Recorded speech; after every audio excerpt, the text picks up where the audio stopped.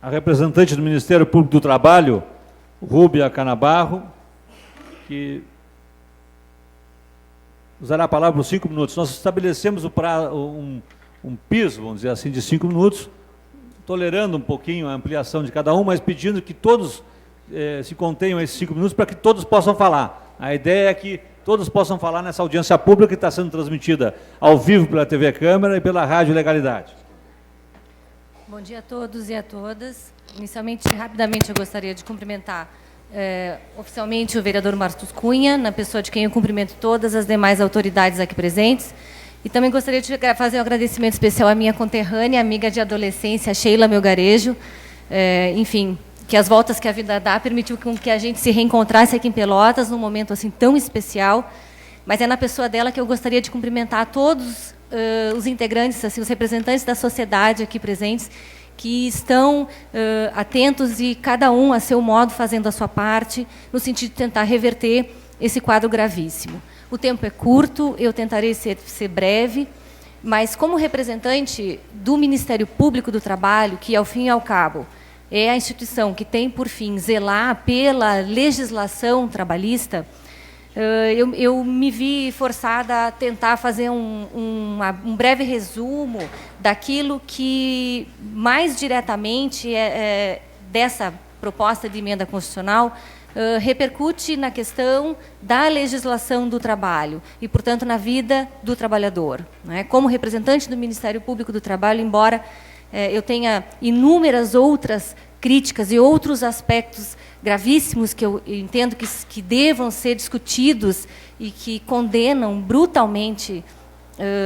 essa proposta de emenda constitucional, por limitação do tempo, eu vou me ater a 2 aspectos muito importantes na minha área. O primeiro aspecto, e aqui eu falo, evidentemente, não só como Rúbia, mas também como representante do Ministério Público do Trabalho. Essa fala, essa conclusão que eu vou trazer para os senhores aqui hoje, ela não é só minha, ela é da instituição aqui que eu represento, e eu falo isso com segurança. A primeira questão é que, para o Ministério Público do Trabalho, essa proposta de emenda constitucional é evidentemente inconstitucional. Ela agride, ela ofende a Constituição Federal. Obrigada. E ela é um tema muito grande, poderia ser tratado, é complexo, mas, além de ela atacar pontos específicos da Constituição Federal, ela provoca uma mudança em todo o conceito de Estado brasileiro que foi abraçado pela Constituição de 88.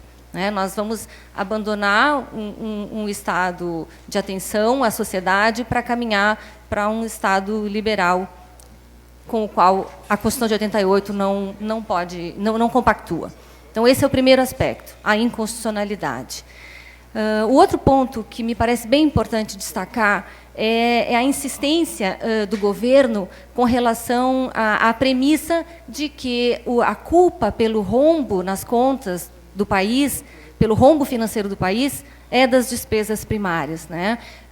O governo, então, enfim, o proponente dessa PEC, coloca como se como se os culpados pela situação que o país vive hoje fosse a população mais necessitada, que é quem, ao fim e ao cabo, vai ser a mais prejudicada com essa PEC.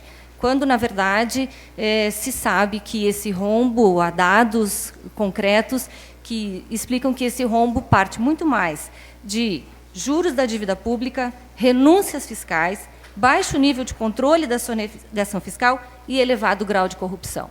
Né? Só que mexer nesses verdadeiros motivos desse rombo, seria mexer com interesses que entendemos que a PEC justamente visa a preservar. Então, ficou muito mais fácil colocar a culpa na população mais empobrecida, no trabalhador, do que propriamente identificar aqueles que, para nós, são os verdadeiros culpados.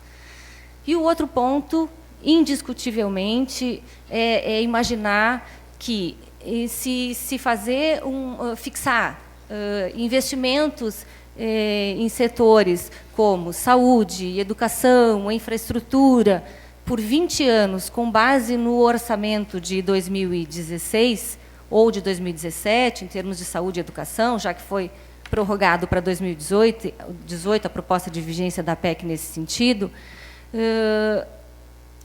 nós não conseguimos imaginar uma situação viável, minimamente razoável para daqui 20 anos dentro disso. Sabe-se que 2016 já foi um ano de cortes orçamentários violentos e nós não conseguimos imaginar isso se projetando para daqui 20 anos. Só para dar um exemplo para os senhores muito específico da nossa área, na área de atenção ao trabalhador, o quadro atual de auditores fiscais do trabalho, que são vinculados ao Ministério do Trabalho e Emprego, é de um déficit de 1.100 profissionais. Hoje faltam 1.100 auditores fiscais do trabalho, que são quem? São as pessoas hoje responsáveis por fiscalizarem as relações do trabalho. E elas são fundamentais, o trabalho dos auditores fiscais é fundamental para o trabalho do Ministério Público do Trabalho. É com base nos autos de infração e nos relatórios de fiscalização desses profissionais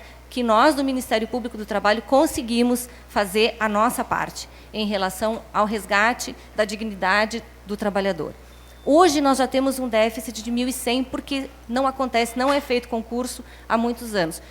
Ninguém aqui precisa fazer grandes ilações para concluir que não haverá mais concurso e que, ao longo do tempo, provavelmente, esse cargo venha a ser, inclusive, extinto. Diante disso, nós não conseguimos imaginar como ficarão as relações de trabalho, lembrando, assim, por exemplo, apenas das questões envolvendo saúde e segurança.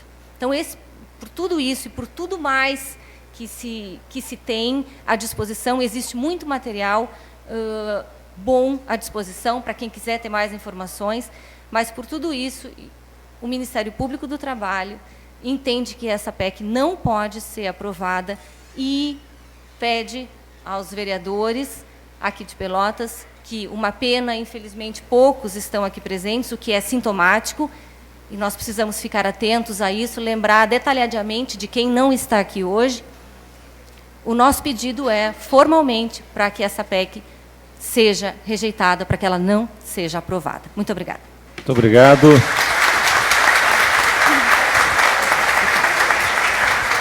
Obrigado, Rúbia. Só para justificar, o